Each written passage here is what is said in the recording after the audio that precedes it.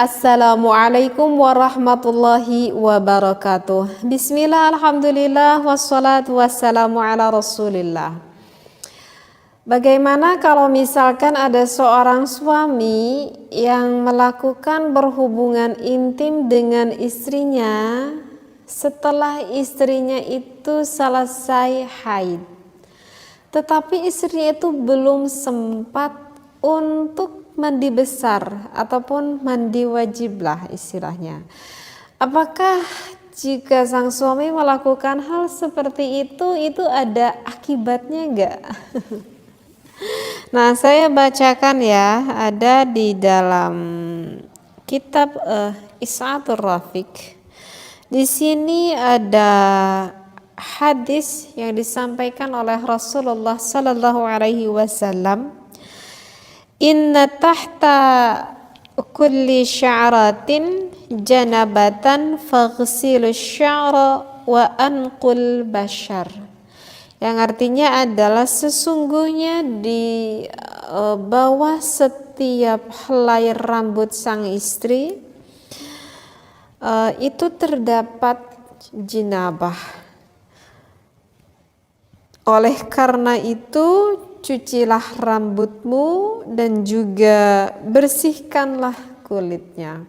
Jadi dari hadis ini yang menandakan bahwa jika seorang istri yang mempunyai hadas jinabah, hadas besar, baik itu dari hadas haid, baik itu dari hadas nifas misalkan, maka kata Rasulullah segeralah untuk mensucikannya. Nah, di dalam referensi ini adalah memperjelas bahwa kalau misalkan seorang istri yang sudah selesai nih beres bersih gitu haidnya ataupun nifasnya, tetapi belum sempat nih mandi besar, mandi wajib, tapi suami itu udah gak sabar banget, udah pengen buru-buru gitu ya, padahal mandi itu gak lama. Padahal mandi itu cuma 5 menitan jadilah gitu ya, kalau dipercepat gitu ya. Tetapi ini suaminya udah gak sabar banget, sampai suaminya tuh melakukan berhubungan intim dengan istrinya. Seperti itu. Nah, di dalam referensi ini kata ulama berkata bahwa jika hal itu dilakukan ada faidatun nih di sini ya. Al-wat'u qabla al-ghusli fil haidi aw ba'dahu yurithul judhama fil waladi kama qila wallahu a'lam.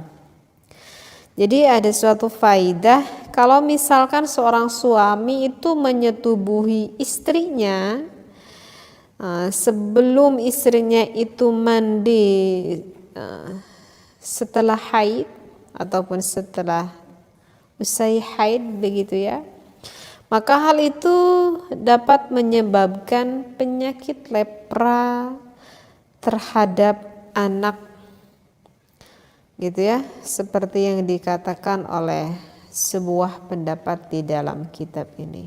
Jadi itu dikhawatirkan nanti anaknya itu akan mempunyai penyakit lepra, kata ulama tersebut. Jadi jangan lakukan itu. Jadi sebaiknya bagaimana? Jadi sebaiknya ya disuruh dulu istrinya mandi besar dulu gitu ya. Kalau misalkan gak menemukan air, gak ada air sama sekali, maka digantikan mandi besarnya tersebut dengan tayamum. Begitu ya.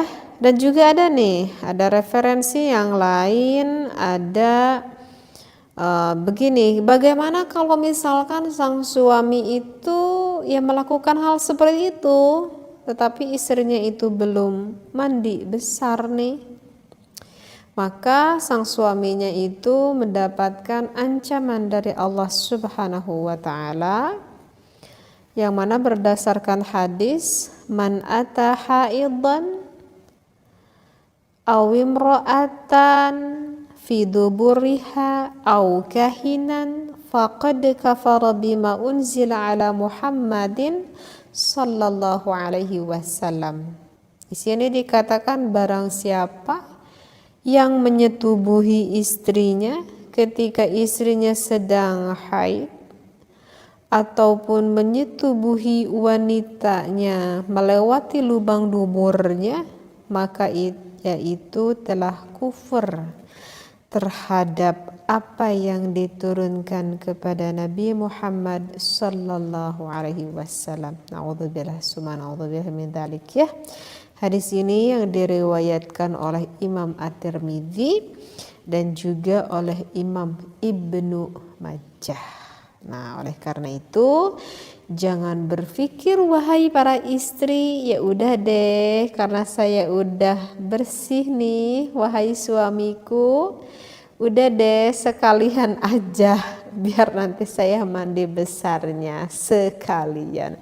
Jangan berpikir seperti itu, mandi dulu, nanti mandi lagi dong, ya nggak apa-apa, mandi aja lagi biar lebih bersih dan lebih wangi.